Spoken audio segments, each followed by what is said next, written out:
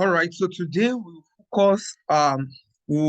focus on um two things majorly, right? We'll see how to use what we call DAX, DAX, right? That is the acronym for data analytics expression, right? And analytic expression is the language. I mean, is the not a language, is the um expression that Power BI understand when you want to perform some basic functions, right? Or put it this way, understand it this way. Everything you have understood about Excel function, right? In Power BI, we do not call it function. We call it data analytic expression, right? So if you need to use the sum function in Power BI, it is called data analytics expression. So it's going to be called the sum DAX. You understand? So DAX is the way Power BI understand what we call Excel, what we call function in Excel, right? So we are going to look at how to use that, and at the same time, also we are going to perform some tasks that comes with is the sample data that we'll be working with, right? We already shared that data with us, and we're going to be focusing on that data. And in the course of it, in the course of running this class, we'll see how to perform semantic model, right? That is how to establish a relationship between two or more tables. As a matter of fact, we'll be treating. So I'm going to import in the data set that we have set to use, right? From the Excel workbook, the data set from Excel workbook, right? That's the source of the data. And then it's going to take me to my system, and I'm going to select the data set that we're working with. This is data set here, Power BI sales analysis, right? I'm going to select it and then, say open, and it's going to bring it to the navigator pane. I'm sure we are still familiar with that. Now, one particular thing about this data set, unlike the task we took, we have taken before, is that the previous task has one table, but this data set has 4 tables. It has multiple tables in it, and you can see that there are 6 tables right here, right? So when it comes to the navigator pane, it's going to list all the tables that are available in it, right? Some tables are on different worksheets, right, in the Excel workbook, right? So it's going to list all of them. Some other tables are in the same workbook, in the same worksheet rather. So it's going to list all of them out, and I'm just going to select the ones that I want to analyze with each order, right? Just the 4, right? So the next thing usually is to go to transform data, and that is to clean the data. So when I click transform data, it will take me to the Power Query editor to perform some cleaning exercise, right? But intentionally, we have selected this data set to ensure that we do not go through that route, right? Because the data set is cleaned already. So there's no reason to transform the data. It is well transformed. So I'll just load it straight away into the Power BI. So we have boycotted the process of getting to the Power BI and Power Query editor to transform. Is bringing the data straight away into the Power BI. And I can start my analysis, right? Now, getting to the Power BI, note that the data set, there are 4 tables in that data set, right?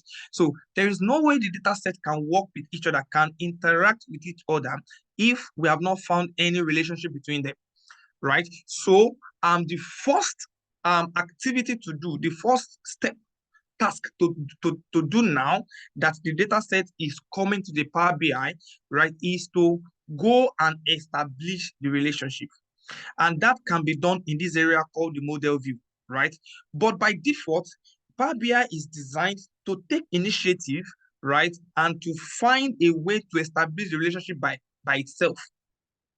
So on its own, Power BI is already, you can see, is already trying to detect some relationship.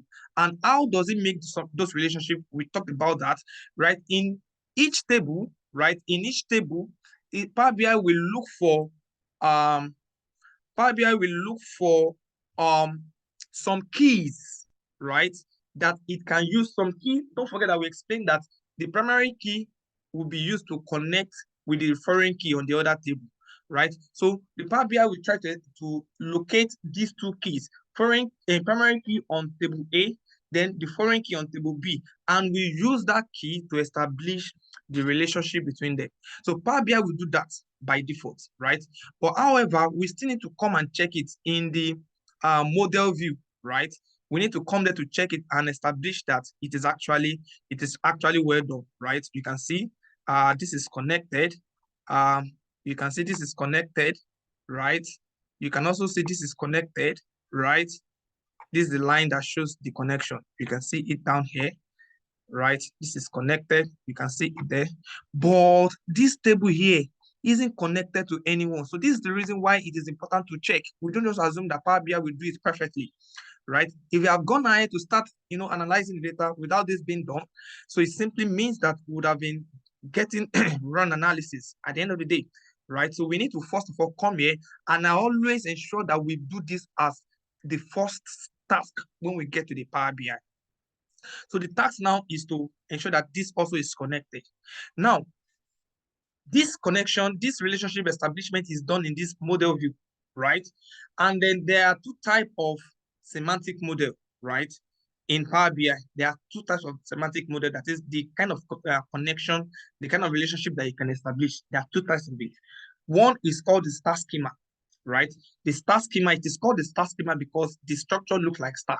You know how star looks like, that has, about 5 arms, converging to a center, to a point, right? So we can have that kind of connection where we'll have, this other hand connected to a single port. And that seems like what we're having on the screen at the moment, right? We have this product table connected to here, this product table connected to here, and this location table also will be connected to this table, right? So in all, we have 4 tables.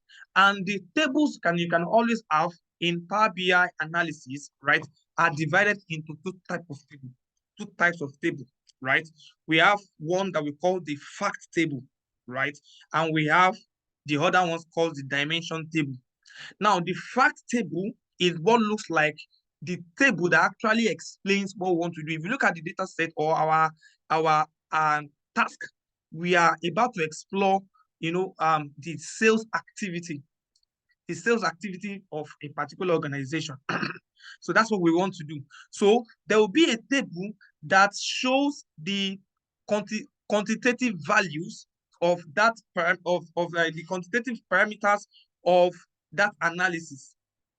Is like a core table, right? And that's what we call the fact table. And if you look at this sales table here, that's what the sales table is, what is sitting in the position of the fact table. And then the key thing to note to identify it properly is that the fact table always carries the quantitative values of the analysis. So you see that fact table is having the amount. If I go to the table view to quickly look at it, and I come to check the sales table, you will see that it will list the salesperson, the location of the salesperson, right? The product that was sold, the amount, the figure, amount, it carries more the quantitative value, right? And if you look at all the parameters, they are focusing on the activity, the core activity, which is talking about sales, right? So this is the fact table. Now, the other ones have more of qualitative parameters. So if I come here and I look at the product table, you see that it's talking, even though we have cost per box, this is just one, but you see that every other one is just, qualitative parameters. Look at this, all three is qualitative parameters, no figure, no values. Now, all of these also. So it is the it is the sales table that stand in the position of the fact table. Now, all these other ones which are now dimension table now they are used to explain, to properly define the fact table. So we have the dimension table, we have the fact table. The dimension table are there to define appropriately the fact table. And as the case is now, our sales table is the fact table, and the all other ones are the dimension table. So using the star schema, which is the first semantic model, right, we will connect all the dimension table to the fact table. So that's why this has been connected. If you look at the direction of that connection, the direction is also important, right? So you look at the direction, you see that it starts from here and the arrow goes to the sales table. Same thing, it starts from here and the arrows go to the sales table. And the same thing is what we're going to do here, right? Now, when making this relationship, 3 things are important. Three things are important. How you connect the primary key to the foreign key, that's one. The second thing is the cardinality, right? The cardinality of the relationship. There are four cardinalities, and I'm going to show you, by the time we start connecting them. That's the second thing. Number one, how you connect the primary key to the foreign key. Number two, the cardinality. And number three, the direction. The direction to which you are, this is direction. You can see the arrow where the arrow is pointing to. So the direction to which you are connecting them. So if you look at this, for example, you will see that salesperson here is connected to the salesperson here. You understand? So salesperson here is connected to the salesperson here because those are the columns that are similar. In the same understanding, you will see that here we have products, and at the same time we have product here. So those are the similar tables. So this is connected to this. So in that regard, the location A will be connected to this location A. So this is geo and this is geo. So I'm just going to drag the geo in this table and bring it here. And that's all, right? So a new dialog box will show up. Now, this is the dialog box written new relationship. That is, I'm trying to establish a new relationship, right? And what that brings me to is that it's going to show me the first table, which is, the location table and the primary key. Don't forget the properties of primary key that we talked about. It is a unique key that is not null. So number one, it is not null because everything must have value in all the rows must have value in them. It is unique because India that is occurring here cannot occur in another place again. USA cannot occur again. So we have different location in all the rows.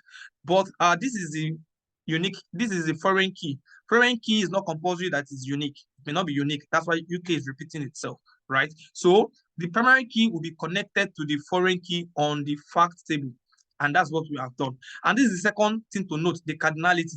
So there are, like I said I was going to show you the four cardinalities. We have four cardinalities, and then we have many to one, one to one, one to many, and many to many, right? In our next class, I'm going to take more time to talk about, what this cardinality means, right?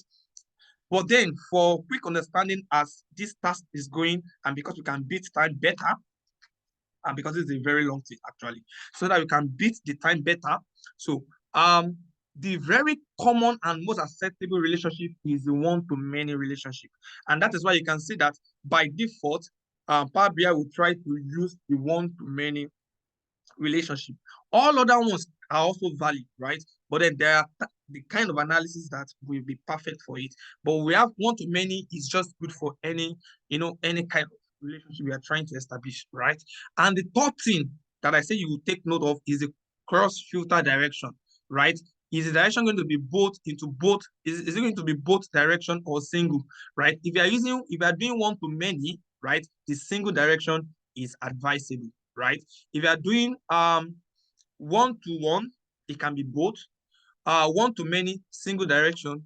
Many to one, single direction is fine. If you're doing many to many, a both, is considerably fine. But then, not that you can't do it for the other ones, so to say. But then, if you really understand how you want to make your analysis to work, right, you can decide appropriately, what kind of cross-filter direction you want to use or the cardinality you want to use. But then I'm using one-to-many, and I'm going to keep it on single, right? So this is how the star schema, this is how it works. So now that I say save, it's going to establish that relationship, and we are going to see that already. You can see that the relationship is established between location and the sales table. So that is if you are using the star schema, modeling.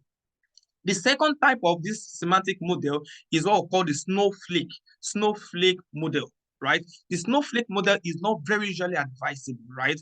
But then it is usable, right? And how that works is that just as we have the dimension table connected to the fact table, each of the dimensions table will also have subcategories that are also connected to them. You understand? So this will have subcategories connected to it. And even the subcategory can still have subcategories that are connected to them. And all of this will also have their own.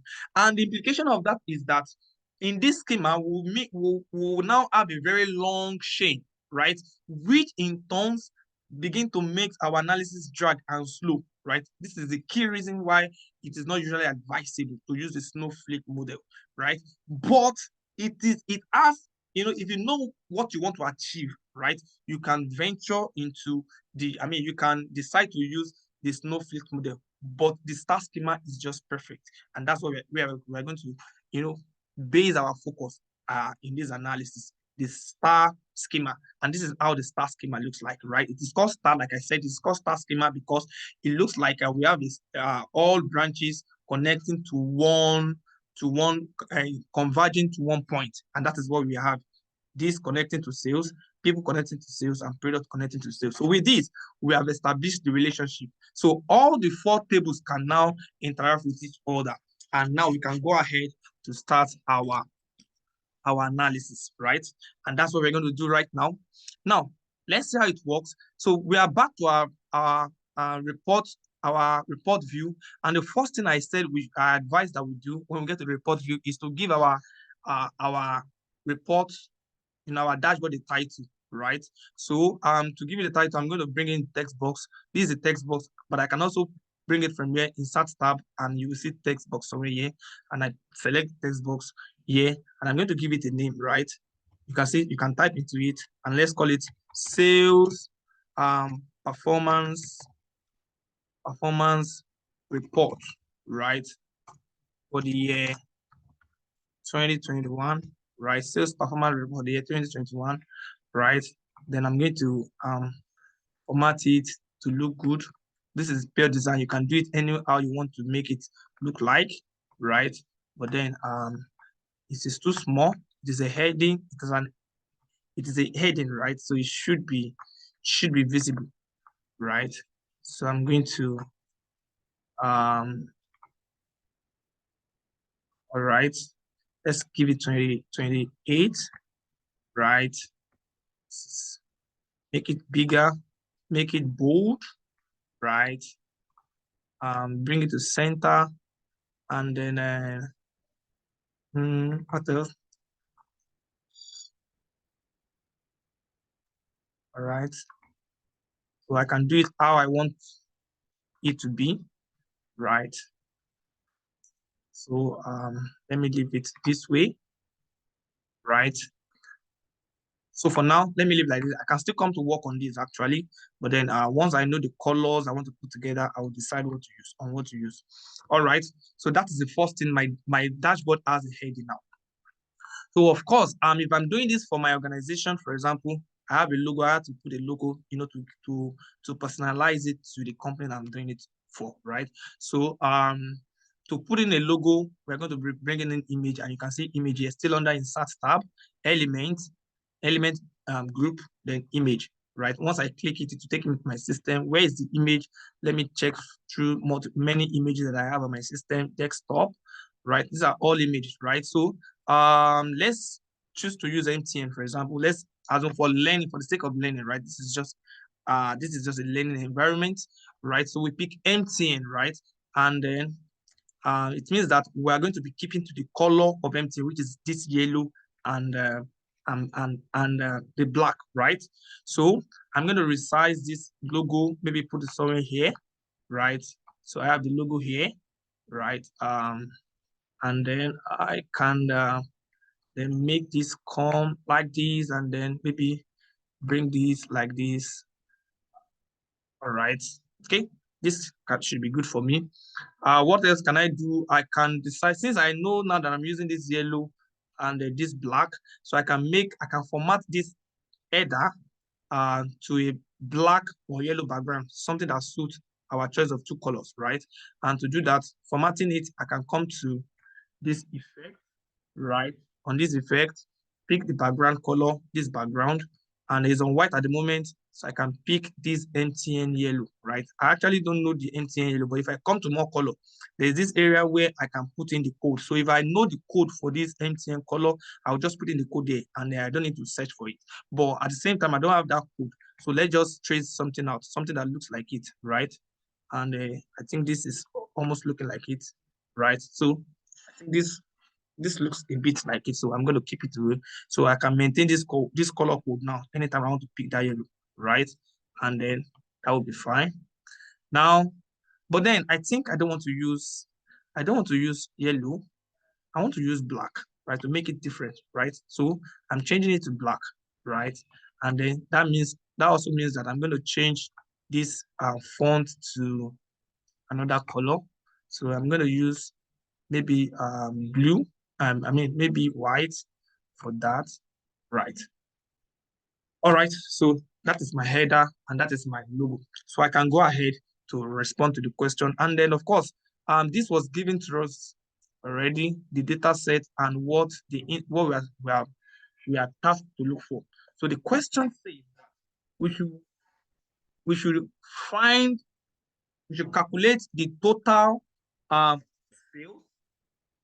the total sales, the total cost, right? Let's quickly go there.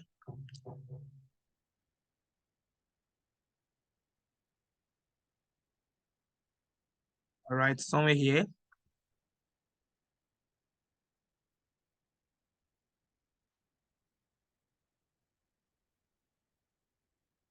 All right. So this is the question at hand, right?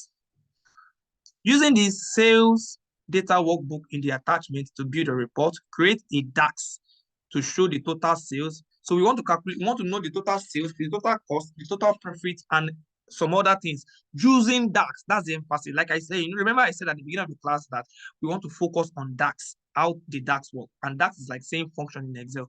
How do we calculate DAX? How do we make our calculation using Excel, right? So this is, we want to calculate all of these things, total sales, total cost, total profit, and all of that using DAX to calculate them. So let's see how it works. So DAX is a DAX can be used to do any calculation and can also be used to draw a new column, right? If I come to this report view, you will see that if I come under this sales, right, these are the columns under sales, right? So if I need to create a new column, it will come here, right? So I still use the DAX to create the column. But for now, I only need the DAX to calculate the total sales. Now, how do I know the total sales? This is the sales. This salesperson, Denison Crossway in UK, selling almond choco on this date, right? Sells 422 boxes of almond choco. Sells it at this sales price. The sales price is what is written as amount, so we need to understand that. He sells it at 2,337. So, and this guy does the same thing. All of them does, sell what they need to sell at the amount that they have sold it. So I want to know now, what is the total sales? So it's just for me to sum all of this together. If I have to be using Excel, I will just go to I'll just use the sum function, right? So here also I'll use the DAX, the sum DAX. Yeah, remember that I said that we call it DAX here instead of calling it function. And how do I do that? I'll come to the table, right, which is sales table, and I'll click on, let's do that again. I'll click on this more option at this right end of that table name, right? And it will give me so many options. So if I need to create a new column, I'll select new column. But if I just want to do a calculation, which is what I actually want to do, I'll pick new measure, right? So I'm just going to do new measure, right?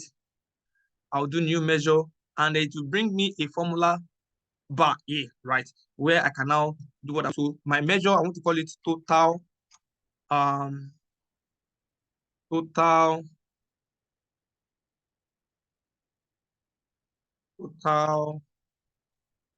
total sales, right? And that's going to be sum. This means I want to sum all the amounts together. Now I'm going to write sum, right? And you can see that sum is a keyword. I'll call it out, right? And you can see, just like we used to have, we have syntax in Excel, so we already have syntax, and it's telling me that where is the column name that I want to sum together. Now, a quick one to understand. The difference between Excel function and Power BI DAX is how they reference their locations. I mean, how they reference what they want to, work on.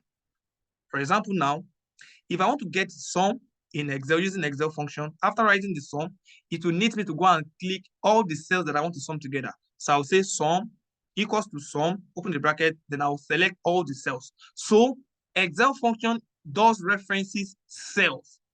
But in Power BI, we are not seeing any cells to pick from, right? So it doesn't reference cell, it references the table itself.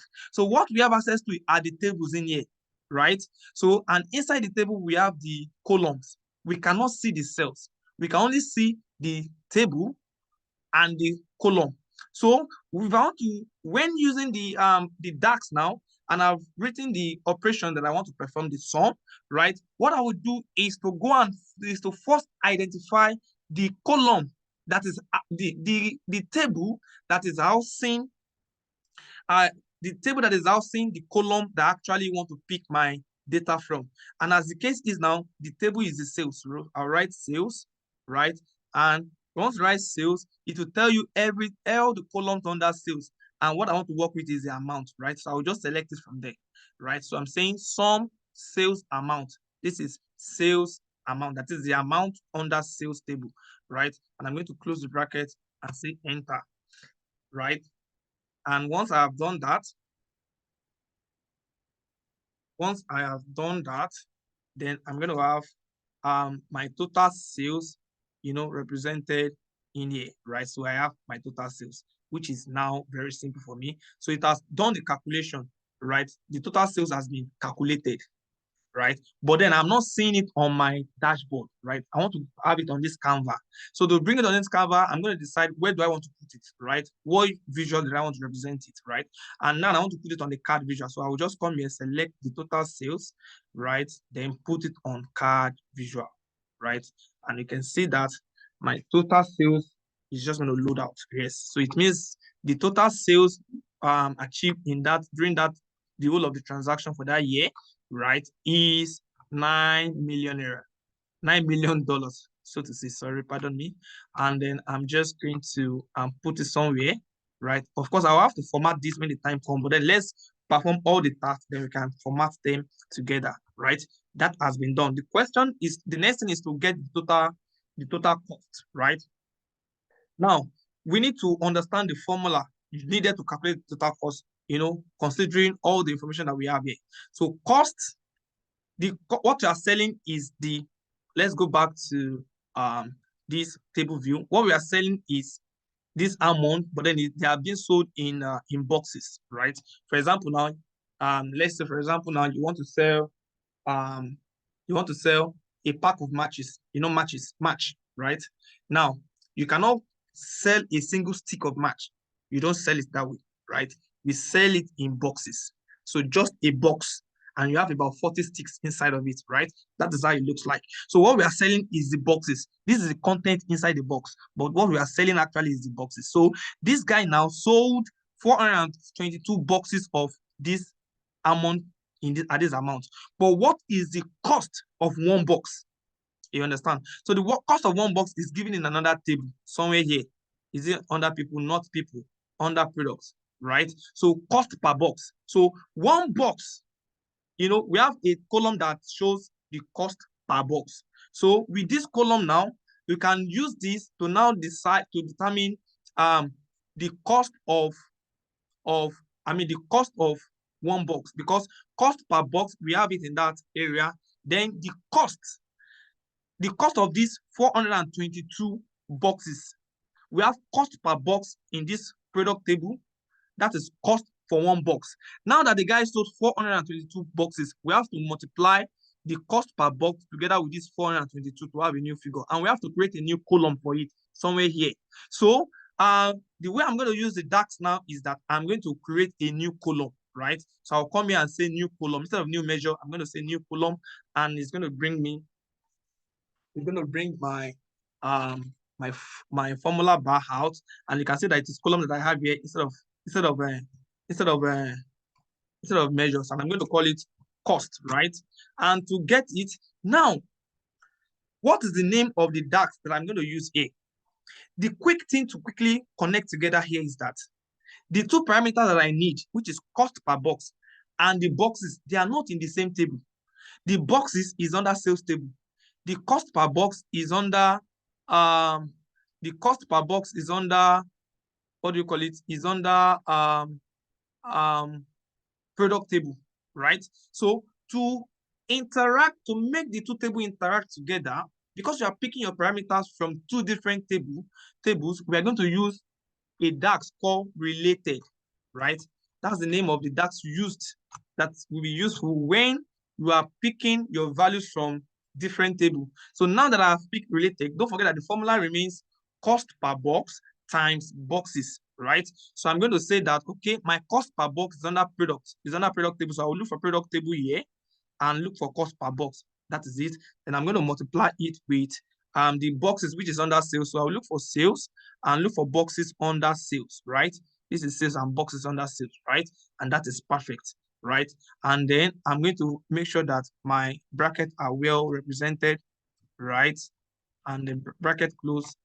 Any bracket that is open should be closed, right? And then look at it, everything is balanced. Then I'm going to say enter. But once I say enter, it's going to create a new column here, right? This is a new column that has been created right in this place, right? And once it is done loading, right? Once it is done loading, we are going to look at, we'll go back to the table view to see if our column has been created. So let's do that quickly. So here is the table view, and then you can see now we have created a new cost, right? A new column for cost, and it has done the mathematics based on the formula we have applied, right? So, and then we have a new column there, which is the cost. But what I want to get is the total cost, right? Now, the next thing will now be that to now do, because we have a column for cost, now to sum that cost together to get our total cost. So I'll come here now and do new measure, right? I'll do my new measure, wait for the formula bar to come out. Then I'm going to create that measure. I'll call it total cost now, right? Total cost equals to, right? And that is the sum DAX. I'm going to use sum DAX, and it's under sales, right? Because I created it under sales, and you can see that I have my sales cost here now, right? So I'm going to pick the sales cost and say enter. Now, a new DAX, a new measure will be created here. So these are measure. You can see that the way to know that it's a measure is to look at, the icon beside it. If you see the calculator icon, it means that that parameter is calculated, is a measure. Unlike this is not calculator, this is a date. So the data type here is a date. The data type here are numbers. That's why it's showing this summation sign. But this one is a column, is a new column created. You can see that it has so many things, like jam-packed together. So this is how to know what the parameters are actually standing for. So this one that has calculated, they are created measures. So now I have created a new measure called total cost based on all the things I've shown you. So I'm going to represent it on the card visual to actually see what our total cost is. So it means I'll check this, right? I'll check this total cost, then put it on card visual. So now I can see that my total cost is this, right? This is my total cost. Of course, I can, I'll just put it somewhere before we format it. Let's do every other one so that we can format all of them together. That is that. The next thing is to determine what's the next thing? To know what the total profit is. That's the third on the list of questions that was asked to us. And to know the total profit, we have to bring the mathematics understanding of profit to it. What is profit by mathematics, right? Profit is equals to total sales minus total cost. Or everything you have sold, what is the actual cost? Sales is always more than the cost, right? So I buy the matches, right? The matches, it cost me $2 to produce the matches, right? And I sell the matches at $3, right? It means that at the end of the day, I have made a profit of $1, right? So usually total profit is equals to total sales minus total cost. So I'm going to create a new measure for that also, and I want the measure to be under my sales table, right? So I'm going to create a new measure. I'm going to create a new measure, right? And then right here under new measure, I'm going to say, I want to call it total, right? Total profit, right? Total profit equals to, and then that is sales, total sales, right? Minus sales total cost, right? Yes. I will say enter, and it will create that new measure for me here as the total profit, right? So I have my total profit here. Very simple and direct, right? So the next thing is to put it on card vision so that I can see what the figure translates into, right? So I will just come here and check total profit, right? Check total profit, and then put it on the card visual, right? And then I can say that my total profit, right, is this. So total sales, total cost, and total profit. So I can see that straight away there, right? All right. So I'm going to format that later. The next thing from the question is to know what is the sales per customer? You want us to calculate the sales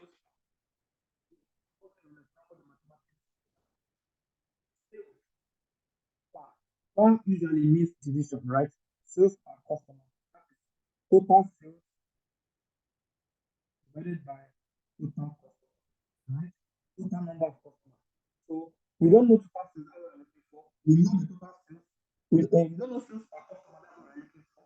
We know the total sales, right? But we also don't know the total number of customers. So we can quickly get that because we have a column for customer right here, right? We have a column for customer right in there. So we can use the sum DAX to get the total number of customer. So I'm just going to create a new measure again, right? Don't forget that our focus is to show you how DAX is being used. So that's why we have so many things talking about creating new measure or creating columns, right? So I'm going to call it number total customer. So let's just call it total customer, right? Something is working, is loading. We need to give it time. So total customer, right? Then equals to, that is sum DAX, right? Call it out. And the sales customer, that's what we're looking for, is sales. Customer, which is under sales, right? I'm going to say enter, and it's going to create it here for me, total customer, right? So that is, I have my total customer. So our next thing also is to now put it on the card visual, right? My total customer and put it here. So I have my total customer. So it means in the whole of that business, all the salesperson, the total number of customers they all sold to, all of them together are 378,000 customers, right? That's what that means, right? So we only need that to get sales per customer. Sales per customer is what we are where we are going to. And is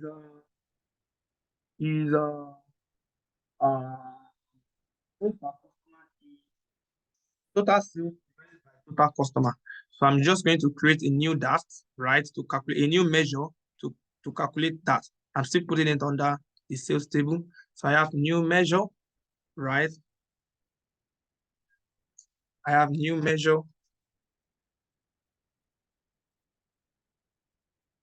All right. New measure, right? So I'm going to call that measure sales per customer, right?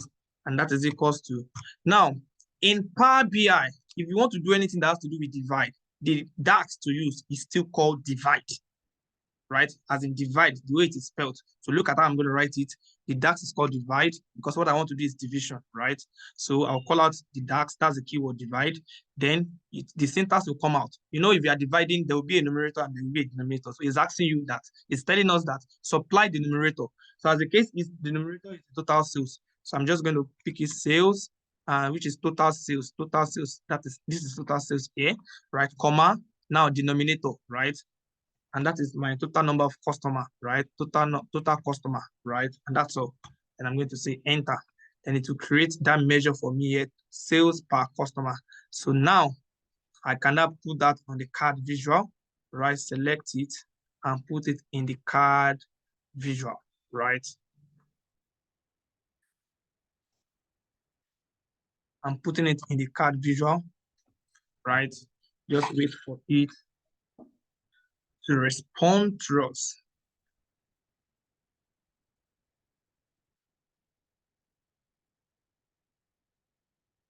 Right. Somehow taking a bit of time to load out. Then let's bear with it. Yes, so I have my total, the sales per customer here, and that's the fourth thing. So the last thing here that I think we skipped something, we are supposed to get the profit percentage as well, right? And let's quickly do that. So profit percentage, the math we need to always understand. To calculate the profit percentage equals to total profit divided by total sales times 100. Total profit divided by total sales times 100. So I'm going to create a new measure as well, right? the measure, that measure, I'm going to call it profit percentage. So we want to know the profit percentage, throughout the whole transaction, throughout the whole business year.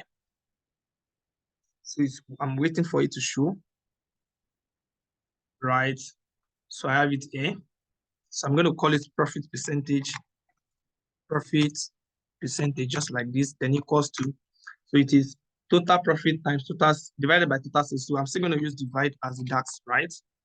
So that will be, numerator will be total sales. So I'm going to say sales, total sales, right? Then denominator will be sales total, sorry, numerator should be total profits.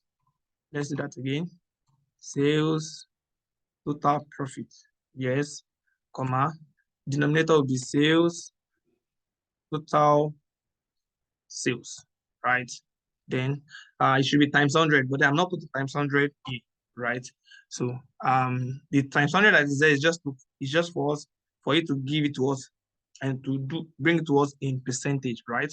But as we have done it now, it will still do it, but then it's going to give us a decimal number, and we're going to convert it to percentage by ourselves, right? So we have the DAX, the measure created here, profit percentage. So the next thing also, as usual, is to represent it on the card visual, right? To bring it to the card, to represent on the card visual so that we can see what the figure translates into. So I'm going to select the profit percentage and I'll bring it to the card visual, right? And you can see that it is 0.54 profit percentage. So we need to change it to percentage, right? So that it doesn't show 0.54, it should show us 54%, right? So to do that, I will come to the table view, right? You can see that select the column that I actually want to work on, the measure I want to work on, right? And that once that is done, so I'll come to this measure tool here, right? And then pick percentage. And at the same time, if I need to put it, the number of decimal places, I want to put it in 0 decimal places so that I will just have 54%, not 54 point something something. So I'll come here to bring it to 0 decimal place, right? 0 decimal place.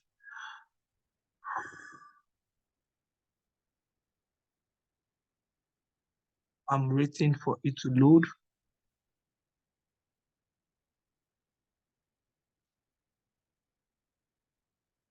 All right, 0 decimal place. Then I can return, it's still loading. So I can return to my report view to see if that has changed. Of course, I'm not going to see it on the table view. We can only see the change on the report view. So let's go back to the report view. And then this should change. Now we have this change to what we want it to be, right?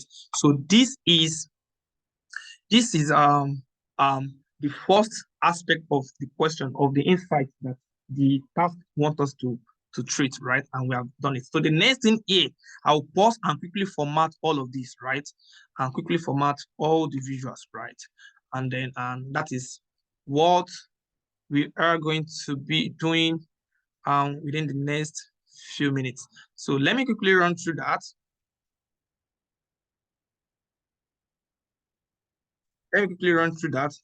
And then maybe we'll end this particular session. So we'll try to cut the videos so that it doesn't take too long, right?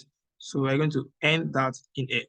So to quickly format it, let's use this. If you format one of them, we can use Format Painter to affect to reflect on the other ones. So let's quickly work on the background. The background, we're going to pick the yellow color that we've been using, which is this, right? I'm good with it. Let's do the come to visuals. We have this category, call-out value and call-out label. Call-out values are these values, call-out labels are the other one beneath, right? So let's format the call-out value first, right? What font do we use? Let's use Kandara, right? And let's use this number. Let's reduce it to maybe 33, right? 33 should be fine. Make it bold, right? And then maybe the color, make it the black, the kind of black that we are using, right? And I think we can leave it this way. Let's look at the font again. Are we good with Kandara or Corbe Consolas? All right, let's use Consolas. All right, and this is your choice. This is preference. So you can do it any way you want to do your own. Right, same thing for this. For the call out, the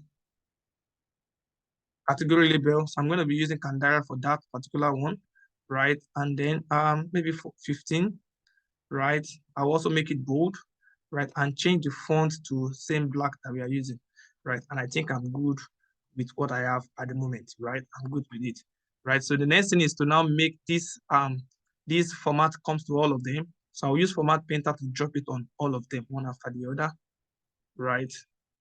Let's come back here.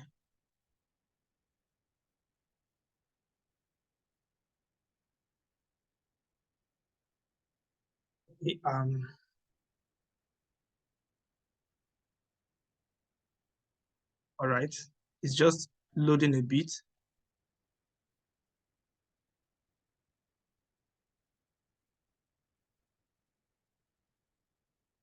All right, so I can pick it here and drop it there.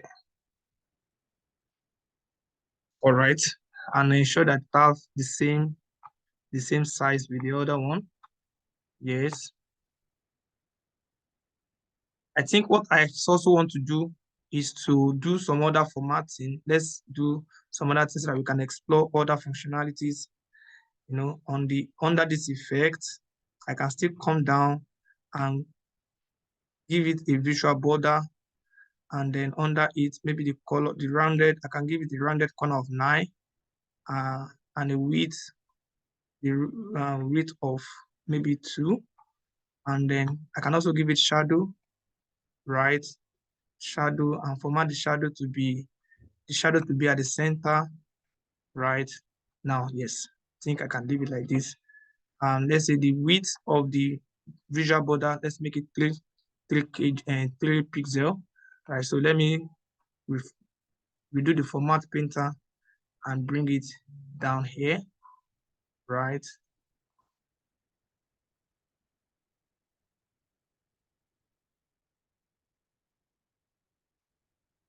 Right. All right, I'll drop it there.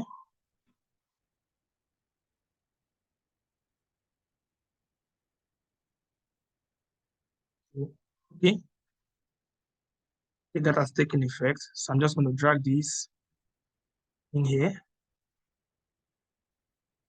So this also, I will do it on this, right? On this, right? Ensure that carries the same size.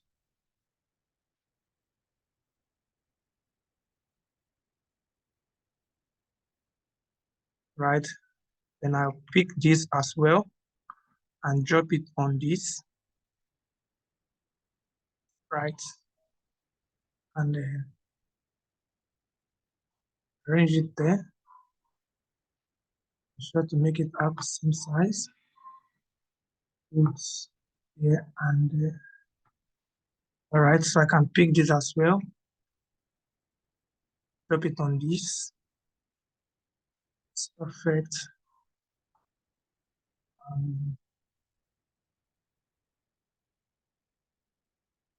Right. I just make this bigger a bit. Finally, I'm gonna pick it here, Format Painter, and then drop it here. That's fantastic.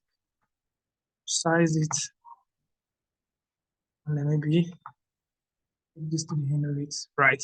So this is the first aspect of what we want to do, right?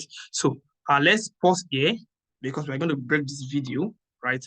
And then we'll come back to treat the other ones as in the other video. But then a good thing to understand now is that we have treated this first question, create a DAX to show the sales, and then we'll come back to create a performance table and all of that, right? So thank you for your time for this particular class.